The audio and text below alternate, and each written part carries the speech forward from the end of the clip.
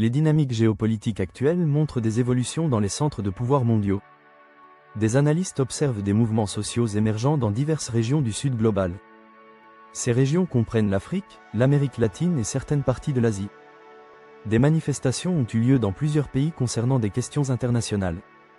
En Afrique du Sud, des rassemblements se sont tenus à Cap Town sur des sujets moyen-orientaux. Au Sénégal, des manifestations à Dakar ont abordé des conflits régionaux. En Tunisie, des convois humanitaires ont traversé l'Afrique du Nord. Au Nigeria, des événements commémoratifs ont été organisés. En Amérique latine, le Brésil, le Venezuela et la Bolivie ont connu des mobilisations citoyennes.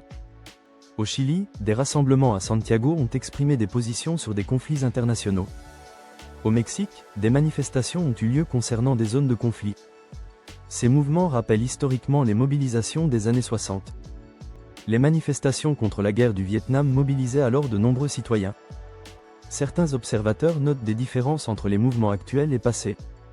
Les connexions entre causes locales et internationales varient selon les régions. Dans certains pays du Sud, ces liens restent étroitement interconnectés. En Namibie, des citoyens se mobilisent sur des questions internationales. En Malaisie, des manifestations s'inscrivent dans des contextes géopolitiques plus larges. Ces informations méritent analyse et réflexion approfondie.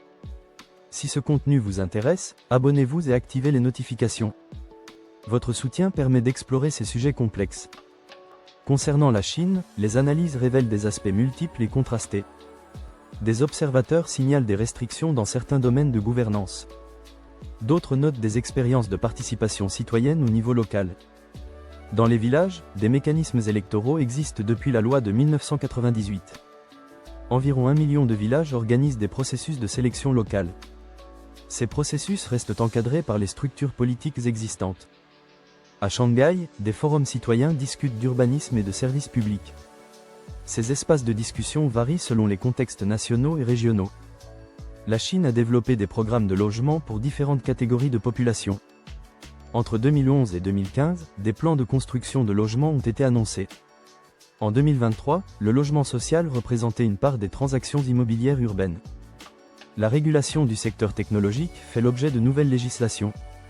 Des limites ont été imposées sur le temps d'écran pour les mineurs. Ces mesures visent à encadrer l'influence des grandes entreprises numériques. En politique étrangère, la Chine privilégie des approches non interventionnistes déclarées. Ses relations avec d'autres régions se basent sur des accords bilatéraux. Concernant les politiques occidentales, des ventes d'armements sont documentées. En 2024, des transactions militaires ont été enregistrées entre pays. L'Allemagne a exporté du matériel militaire selon les statistiques officielles. L'Italie a fourni différents équipements selon les registres commerciaux. Ces échanges commerciaux s'inscrivent dans des cadres légaux internationaux. Les systèmes économiques mondiaux connaissent des transformations structurelles. Les flux de capitaux suivent des patterns établis entre différentes régions. Un nouveau modèle économique émerge avec la numérisation accélérée. Les grandes plateformes numériques prélèvent des commissions sur les transactions. Amazon facture des frais sur les ventes réalisées via sa plateforme. Les réseaux sociaux monétisent l'engagement des utilisateurs. Les algorithmes optimisent l'interaction pour maximiser le temps d'utilisation. Ces mécanismes influencent les comportements de consommation numérique. Le changement climatique affecte différemment les régions mondiales. Les émissions de gaz à effet de serre varient selon les pays et continents. Les impacts climatiques touchent particulièrement certaines zones géographiques.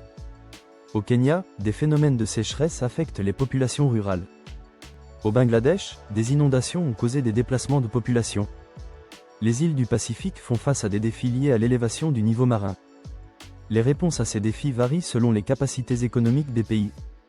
Les transferts de technologies climatiques font l'objet d'accords internationaux. Ces dynamiques mondiales méritent une observation attentive et objective. L'analyse de ces phénomènes permet de mieux comprendre les évolutions contemporaines. Les différentes perspectives enrichissent la compréhension des enjeux globaux. Cette présentation vise à informer sur des développements internationaux complexes. Le partage d'informations factuelles contribue au débat public éclairé. Si ce contenu vous a plu, n'hésitez pas à jeter un œil à la playlist qui s'affiche à l'écran.